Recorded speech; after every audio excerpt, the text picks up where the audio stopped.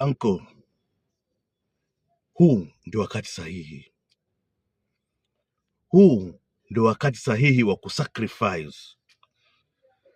Huu ndio wakati sahihi wa kuachana na vitu vyote ambavyo vifai. Huu ndio wakati sahihi wa kuanza hiyo biashara. Hakuna kuogopa.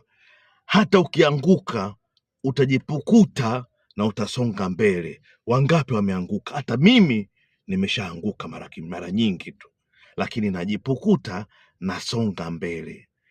Huu mjomba, ndio wakati sahihi wa kutoka hapo ulipo na kusonga mbele. Huu mjomba, ndio wakati sahihi wa kutoka hapo nyumbani na kusonga mbele na kuachana kabisa na mambo ya baba na mama. Huu mjomba, ni wakati sahihi wa kutoka kwenye comfort zone, sehemu ambayo umeizoea, ambayo wamekuzoea. Ukipita huku utagewa andazi la bure, ukipita huku utagewa kitumbua cha bure. Utoka hapo na kuingia sehemu nyingine ambayo hakujui mtu yoyote, ukaweza ukakaza kweli kweli, ukaweza kutoboa. Uwezo unao, lakini hauwezi kuujua kutokana na sehemu ambayo hupo kwenye comfort zone, umejibweteka. Ivan the Don,